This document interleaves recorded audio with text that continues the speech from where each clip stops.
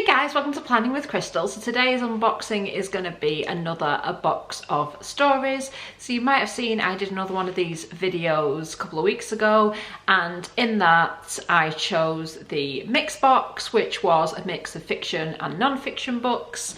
This time I have gone for a fiction only box, and if you're new to Box of Stories and you have no idea what I'm talking about, it is essentially a book box where you get 4 brand new books. There might be paperbacks, there might be hardbacks. You don't choose the titles, it is completely random, but they're obviously worth way more than you pay. So the mixed box and the fiction box are $14.99 or 5% less if you go for a subscription, and the other boxes are a little bit more if you want like a mystery and crime, or you want a non-fiction box and something like that. There's all different ones and all different prices, so I'll link the website and stuff so you can check it out if it's something that interests you.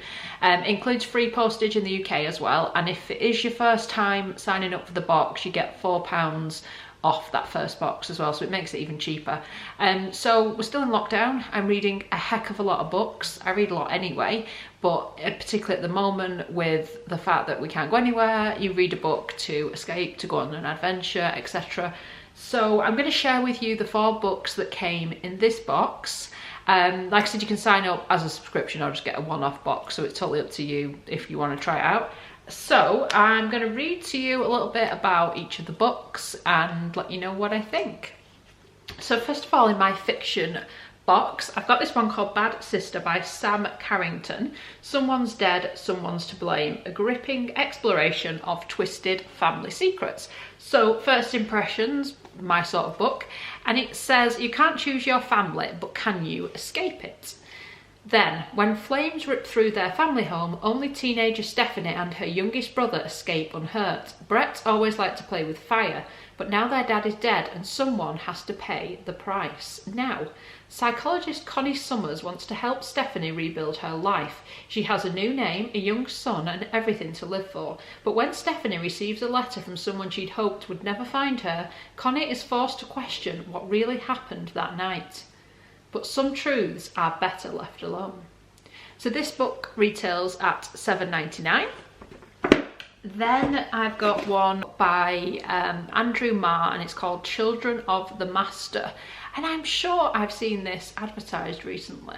This is it, you see, a lot of the books are quite current, and the idea is that the saving the 77 million books that are published every year that aren't purchased, especially because a lot don't have the marketing budget of some of the big publishing houses and stuff like that, so sometimes they just go unnoticed. And I guess especially now when bookshops are closed and people are having to shop online for books, if it's not been massively advertised, it's not a situation where you're just going to go, oh, I'll pick that one up.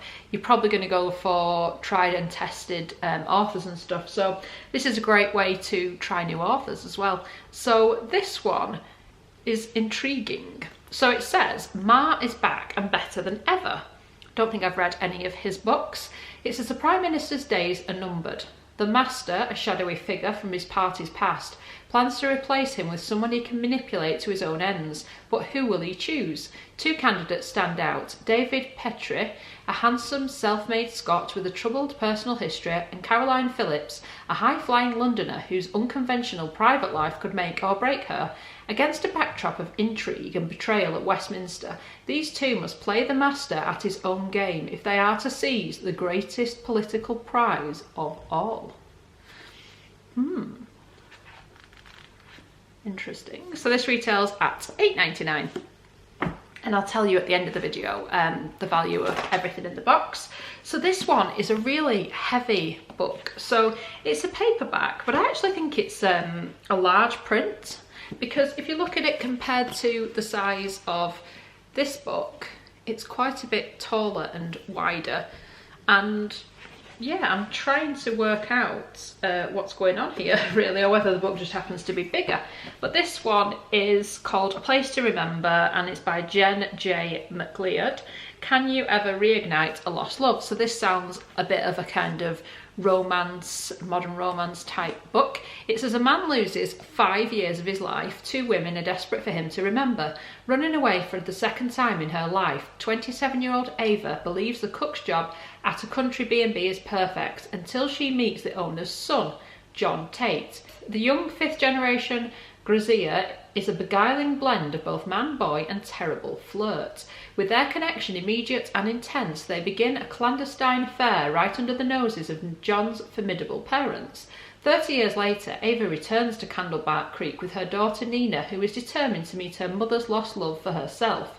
While struggling to find her own place in the world, Nina discovers an urban myth about a love-struck man, a forgotten engagement ring, and a dinner reservation back in the 80s. Now she must decide if revealing the truth will hurt more than it heals.